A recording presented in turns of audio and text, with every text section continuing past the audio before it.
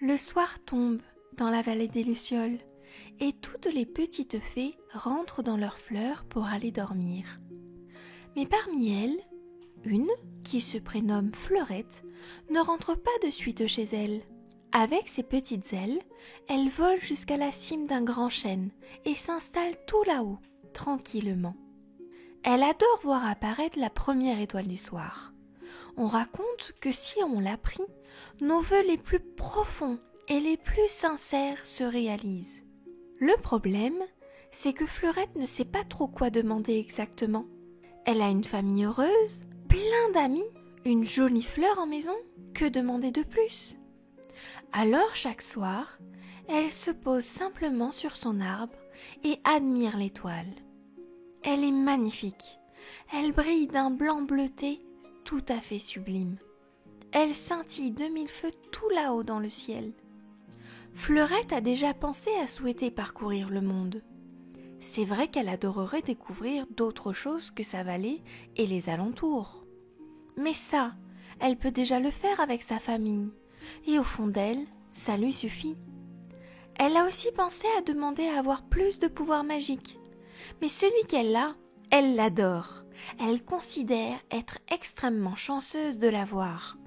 Grâce à lui, elle peut soigner les gens et elle trouve que c'est vraiment fantastique comme pouvoir. Et puis en plus, comme toutes les autres fées, elle sait voler. Alors, en fait, elle a tout ce qu'elle souhaite. Ainsi, les minutes passent et d'autres étoiles font leur apparition dans le ciel. Fleurette se met alors debout et dit bonne nuit aux astres luisants avant de redescendre tout doucement vers sa maison et d'aller enfin se coucher. Tandis qu'elle s'endort tranquillement, au chaud sous sa couette, de vilains songes s'engouffrent soudain dans son esprit. Elle rêve que sa vallée a des soucis, que les gens qu'elle aime tombent malades, que les fleurs se dessèchent et que les fées n'arrivent plus à voler. Que ce cauchemar est affreux! Mais, ouf! Dans un sursaut, la petite fée se réveille. Elle est toute angoissée.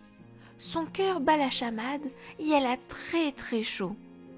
Ce rêve l'a vraiment effrayée, à tel point qu'elle met beaucoup de temps à se rendormir, de peur de retourner dans cet affreux cauchemar.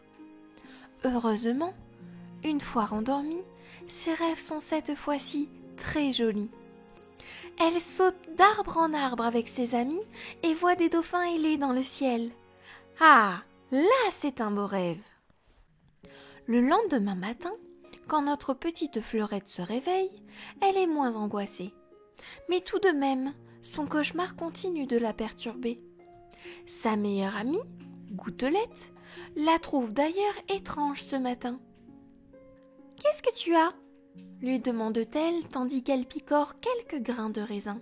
« Rien du tout, pourquoi ?»« Ne dis pas ça, Fleurette, je te connais depuis bien trop longtemps pour ne pas voir que tu ne vas pas bien. Alors, qu'est-ce qu'il y a ?» Fleurette hésite à se confier. Non pas qu'elle n'ait pas confiance en Gouttelette. Ah non, au contraire, elle sait qu'elle peut tout lui dire, c'est sa meilleure amie. Mais le problème, c'est qu'elle n'aime pas parler de ses cauchemars. Ça les rend trop réels.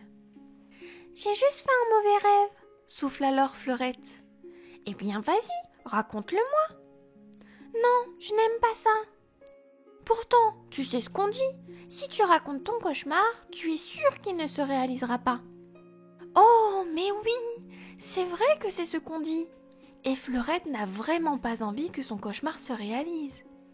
Alors, prenant son courage à deux mains, elle se tourne vers son amie et lui explique son rêve. Elle lui donne tous les détails pour être sûre qu'il ne deviendra pas réel. « Eh ben !» souffle Gouttelette une fois que Fleurette a fini de tout lui dire.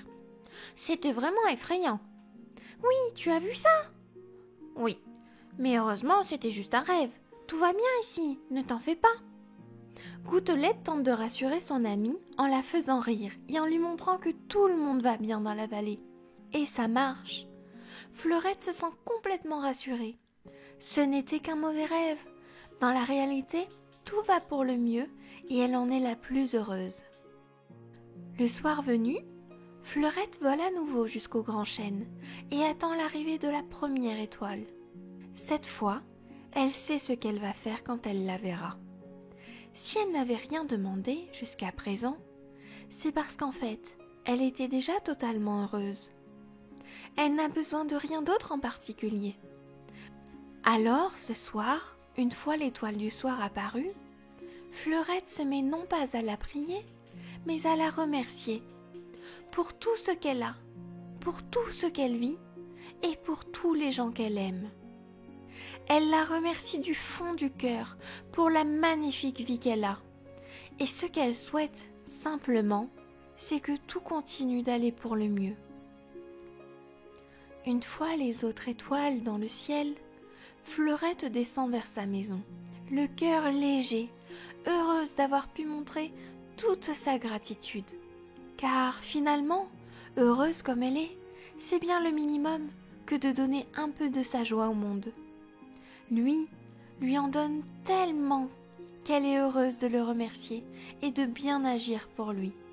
C'est le beau cycle de la vie, et dans la vallée des Lucioles, la magie vient de là, de l'amour et de la bonté de chacun.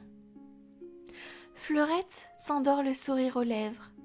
Tout est calme aux alentours. L'air est délicatement chaud et le bonheur est partout. Bonne nuit, petite fée.